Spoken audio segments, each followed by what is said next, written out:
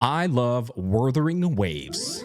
I just wanted to throw that out there for no reason at all. Jeff Keighley, they pay your ass way too much for you to still be butchering the goddamn Wuthering Waves name. Say it right so we can get back to being hired for the cinema leaks of gameplay. All right, come on, man, get it together. Wuthering Waves. Anyways, welcome back to another video by yours truly, ladies and gentlemen. I wanted to talk to you guys about this potential collab news that just hit the internet.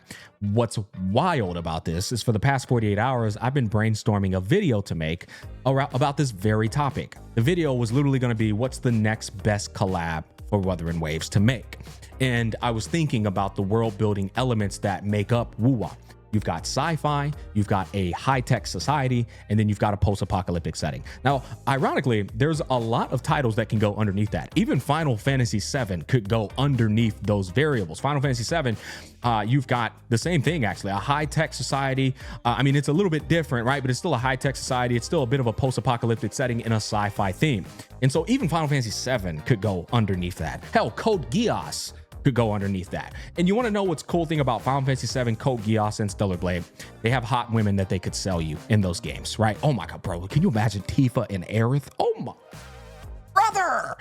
And then you've got Code Geass, you've got the bad redhead girl with the fat booty, you've got the green-haired waifu, and then in Stellar Blade we've got Eve, and now with the most recent announcement of Stellar Blade 2, you've got Evie, right? And so we've got 3 different games that belong to those themes, and they could actually be successful collaborative experiences. But why did I, before this was all announced, think Stellar Blade would probably be the best bet? That's what I want to talk to you guys about. But before we do, the rumors have been circulating literally because of this. This guy here, Kim Hyung Tae, I don't know if I said that correctly. Apologies if I didn't. I believe that is Korean though.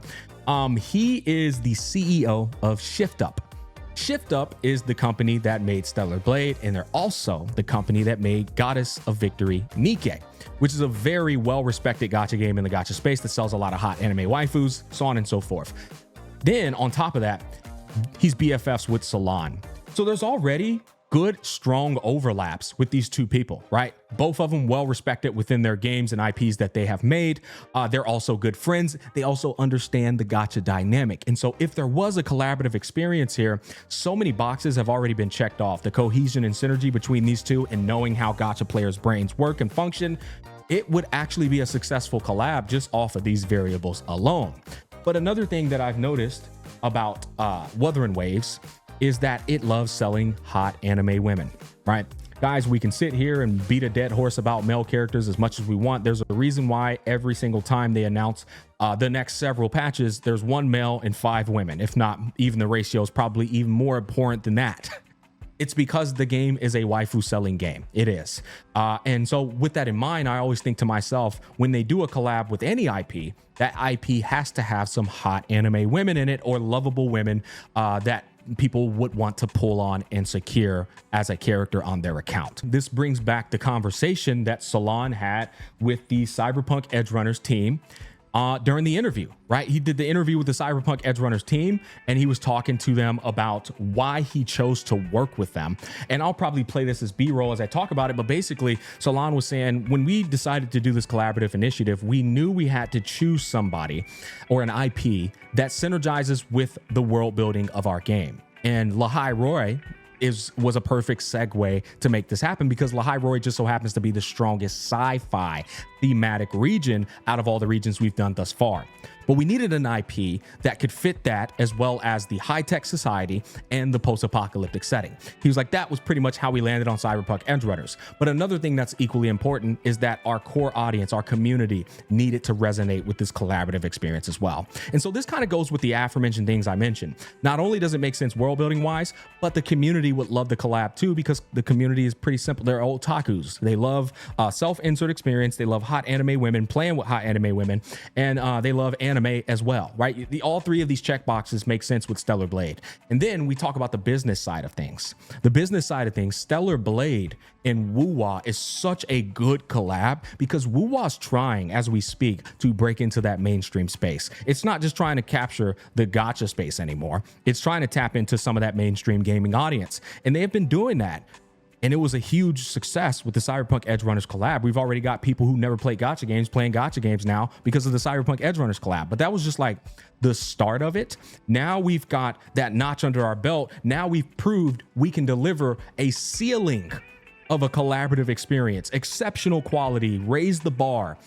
Now people are going to want to star for that next collab. Now people are looking forward to that, right? And so what is the next game to do it? Stellar Blade. Why? Stellar Blade is a massive, successful IP. It is one of the most renowned action RPG games of the modern day gaming era, specifically in the action RPG genre. And guess what? Wuwa was also an action RPG. Not to mention, they just announced part 2, and it got a lot of freaking traction at this most recent Summer Games Festival. Or was that State of Play? I already forgot. Doesn't matter. Then ShiftUp announced that they aren't going to be doing that exclusive shit anymore. So ShiftUp is dropping Stellar Blade Part 2 on all platforms. The amount of clout and exposure attached to that IP in the mainstream space is huge right now. Now, it'll be coming out in 2027, right? Which means this collab with Wuwa wouldn't happen probably until the summer of 2027, if not the fall, because we have to wait on Part 2 to come out first before we could even do a collaborative experience. But then if that is a fact, right, how big that IP is, and Wuwa's trying to tap into the mainstream space, it checks off the world building box. It checks off the friendship CEO box. It checks off the gacha box. It's like, brother, that's the collab to make. That's the collab that would actually bring you more of a mainstream audience into your IP, Wuthering Waves, and actually bring a bunch of success to your IP, not popularity wise, but also profit wise. You know, gacha players gonna pull on Eve. And it even makes sense for Stellar Blade, because Stellar Blade, I'm gonna be real, I never played the game.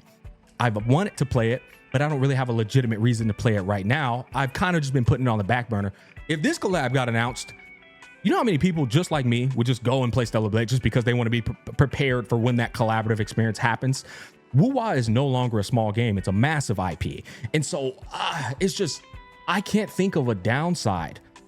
I legit cannot think of a downside of these two IPs collabing. It's like almost every single thing about, okay, there's just one downside.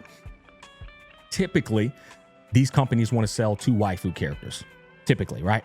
The problem right now is that Stellar Blade 2 ain't even came out yet. And so if they were to do a collab, they just have to wait for part 2 to come out, which means so they could sell both Eve and EV.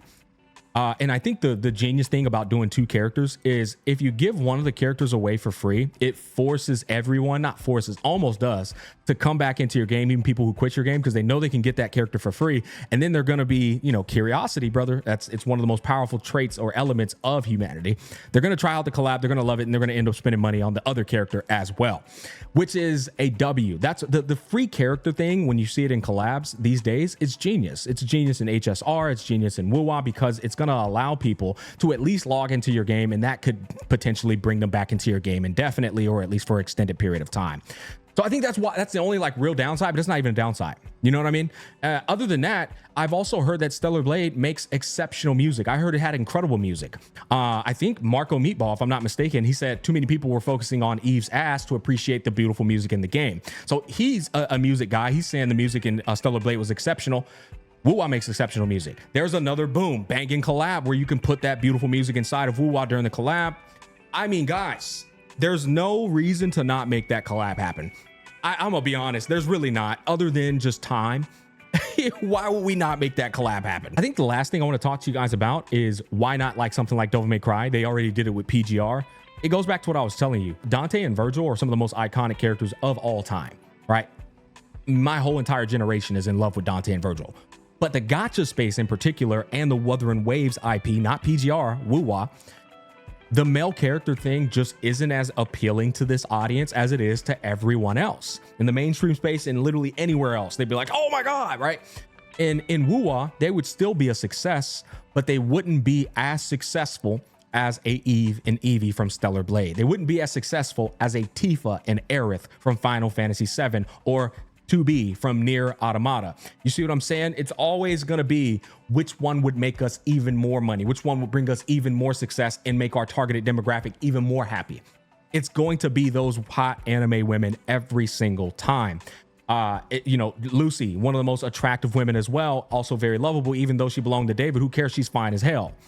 And then you got Rebecca, who everyone fell in love with because of her personality, her batshit crazy personality, mixed in with that sweetness and that loyalty. And so like you've got a lot of different people that are going to be into these anime waifus more than they will be into iconic characters like Dante, Virgil, or The Witcher. You know what I mean? So, or Geralt of Rivia. I digress. The collabs that make the most sense, Stellar Blade, and then Final Fantasy VII, and then Nier Automata. Those are the ones I'm eyeing the most in terms of what would make a huge success in Wuthering Waves. But because Nier has already been done so many times, I think Stellar Blade is the better one to go with, and they're already BFFs. I digress. You guys get where I'm going with this. I don't need to talk your ears off any further. Comment down below. Let me know what you guys think. That's going to wrap up this video. I thought it would be an interesting one to make, just to have a good talking point with the community. I am a firm believer that, actually, I know. There's not even a belief. This is a fact. All these devs and publishers watch all content. They read all comments. They listen in ways you guys wouldn't realize. And so, like, leave that feedback down below. Let me know what you guys think. And yeah, that's going to wrap it up. Peace, love, and happiness. I'll catch you guys on the flip side.